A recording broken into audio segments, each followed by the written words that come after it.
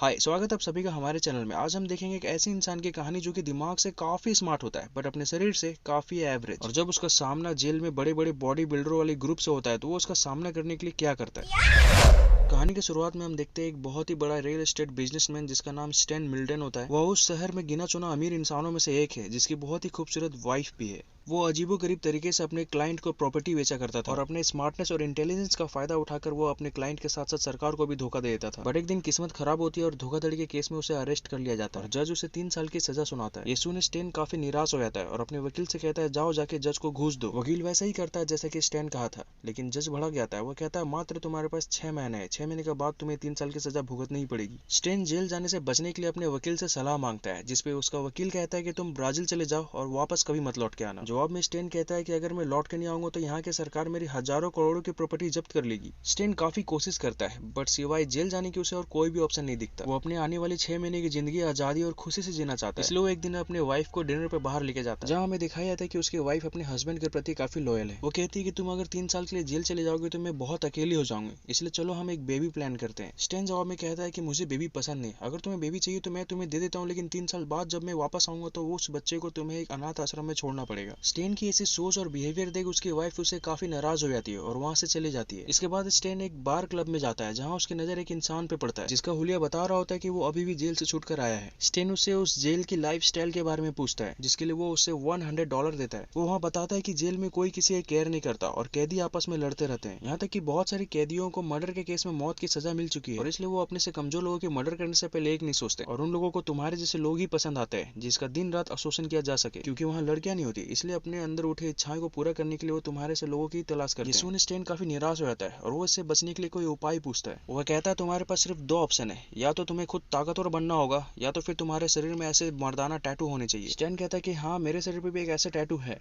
वो टैटू देखकर वो आदमी कहता है कि इससे तो वो और तुम्हारी तरफ अट्रैक्ट हो जाएंगे। वो आगे बताता है कि जेल में 4 ग्रुप है, Nazist, racist, Mexican man and African. इनमें से तुम किसी भी ग्रुप का हिस्सा बन जाओ, लेकिन स्टैन इन चारों ग्रुप में से किसी भी कैटेगरी में खुद को फिट नहीं पाता। फिर वो बताता है कि जाओ अभी किसी का मर्डर कर दो ताकि जब तुम जेल जाओ तो बाकी कैदियां तुम्हें देख के डरें। अगली सुबह जब वो सोकर उठता है तो उसे लगता है कि ये एक बहुत ही बुरा सपना था, लेकिन तभी उसकी वाइफ आकर उसका सामना सच्चाई से करा देती है। स्टैन फिर से डिप्रेशन में चला जाता है। तभी उसकी वाइफ उसके स्पेशल क्वालिटी के बारे में उसे बताती है कि तुम वो इंटेलिजेंट स्मार्ट पर्सन जो किसी भी प्रॉब्लम की सॉल्यूशन खोज लेता है। और फिर स्टैन एक मिशन बनाता है 6 मंथ में अल्फा मैन बनने का। वो घर पर ही ट्रेनिंग शुरू करता है और रोज सुबह एक्सरसाइज करता है और अपने शरीर पे टैटू बनवाता है, लेकिन कुछ दिन बाद ही वो बोर हो जाता है। फिर वो कराटे क्लास ज्वाइन करता है जहाँ कई दिनों तक सिर्फ बेसिक ही सिखाई जाती है, जिसकी वजह से वो फिर से बोर हो जाता है क्योंकि उसके पास ज्यादा टाइम है नहीं और ऐसे तो उसके पता नहीं कितने साल लग जाएंगे। फिर वो प्लान बी बनाता है। क्लास में प्रैक्टिस के दौरान वो एक बच्चे से लड़ता हुआ उसे जान से मारने की कोशिश करता है, लेकिन टीचर उसे रोकता हुआ उसे लात मारकर वहां से बाहर निकाल देता है। बाहर उसे एक इंसान दिखता है जिसका नाम द मास्टर होता है। वो अपने एक उंगली से दीवार पे होल कर देता है। स्टैन ये देख उससे काफी इंप्रेस होता है और उसकी आखिरी उम्मीद बस यही है। वो उसे काफी रिक्वेस्ट कर अपने घर ले जाता है। अगले ही दिन सुबह 5 बजे एक जानवर के खून से स्टैन को जगाया जाता है। लोमड़ी के लीवर और घोड़े के जीभ से बना जूस उसे पिलाने को कहा जाता है। दिन भर कड़ी ट्रेनिंग के बाद उसे रात में जलती हुई लकड़ी से मारा जाता है ताकि उसकी सहनशीलता की क्षमता बढ़ती जाए। यहाँ तक कि उसकी स्किन को जगह जगह से पकड़कर घंटों लटका दिया जाता है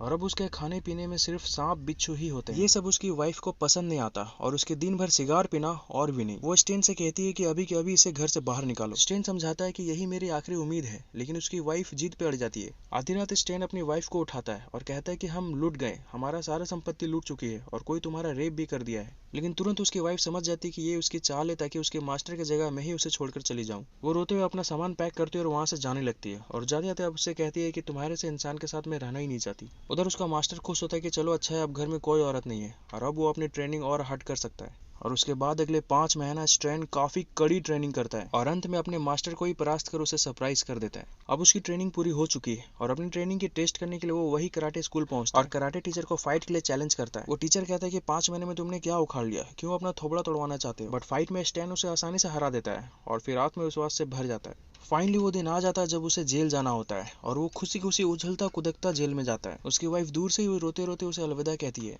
अगले सीन में हमें उस जेल का वार्डन को दिखाया जाता है जिसका नाम गैस होता है।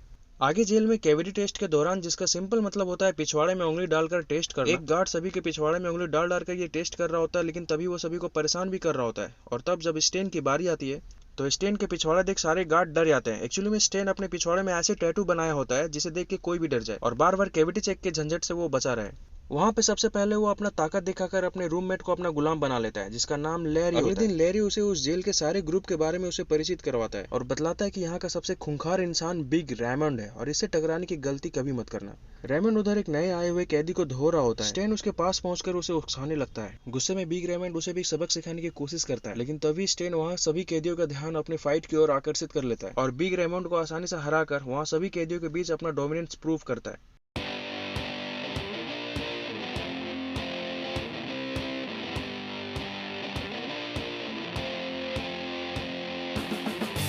तभी वहाँ पे अफ्रीकन टीम अपने बिग रेमंड की बदला लेने पहुंचते हैं, लेकिन स्टैन उन लोगों के फाइट से बचने के लिए कहता है कि यार हम लोग तो भाई हैं, अंदर से हम सब काले हैं, बस ऊपर की चमड़ी ही गोरी है।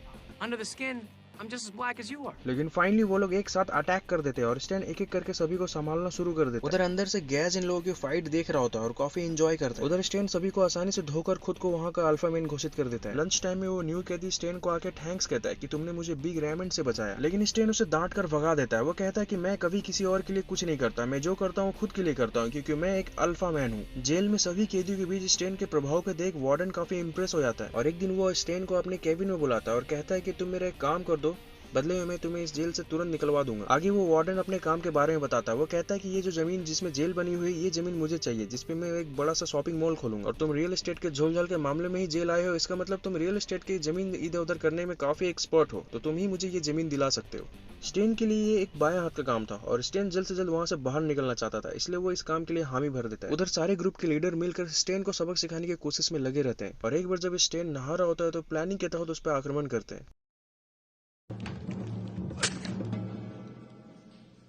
लेकिन स्टैन उल्टा ही उसे हॉस्पिटल भेज देता है। जेल में अपनी अल्फा लाइफ जी कर और सभी को पीट पीट कर वो एक दिन काफी बोर हो जाता है और अपनी वाइफ को मिस करता है और उस तक मैसेज पहुंचाता है कि सॉरी, मैं तुमसे मिलना चाहता हूँ, तुम्हें देखना चाहता हूँ, क्या तुम आ सकती हो।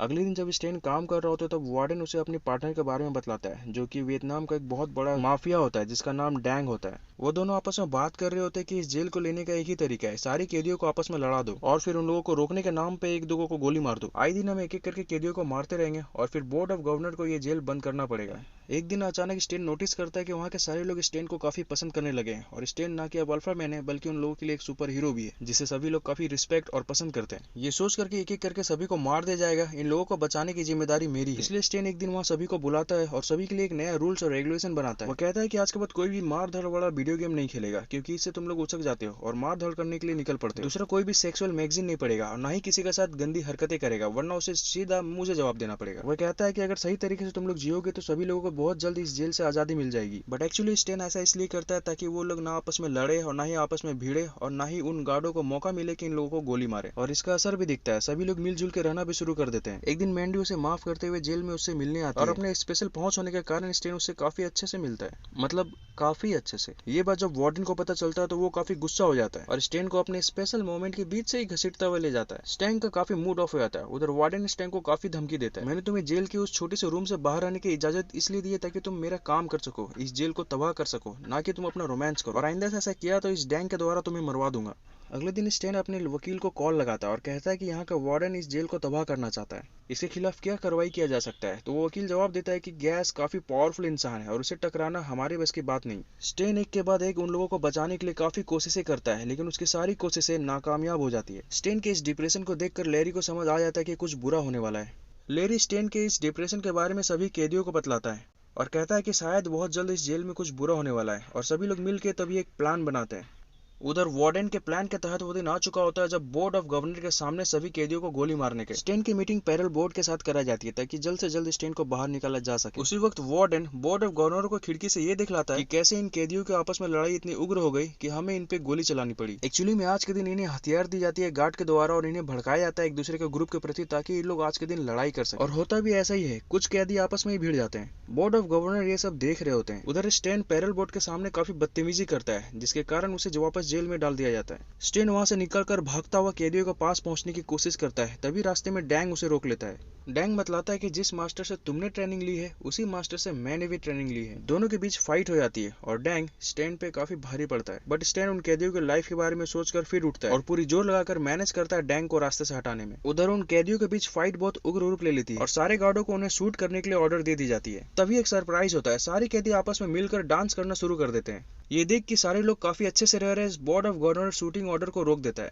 उधर वार्डन के प्लान में पानी फिरता देख वार्डन खुद ही बंदूक उठाकर उन लोगों को गोली मारने की कोशिश करता है और रैंडमली कई गोली चलाने लगता है। ये देख बोर्ड समझ जाता है कि ये इसी का प्लान था। बोर्ड को अपने अगेंस्ट देख वार्डन समझ जाता है कि मैं तो गया लेकिन जाते जाते स्टेन को भी जान से मार दूंगा। लेकिन तभी स्टेन की वाइफ पता नहीं किधर से जंप करता हुआ अपने एक्शन झलवा झलवा सब दिखाते हुए स्टेन को बचा लेती है। और तभी हमें इसके एक्शन का पीछे का राज पता चलता है कि जब से स्टेन जेल में था तभी से वो मास्टर इसकी वाइफ को ट्रेनिंग दे रहा होता है। खैर आपका सड़ेला दिमाग में आपको बता दूं कि फाइनली वो ट्रेनिंग लेकर अपने हस्बैंड को ही बचाने आती है। और फाइनली एक दिन जब स्टेन जेल से रिहा होता है तब सभी कैदी उसे खूब प्यार देते हैं।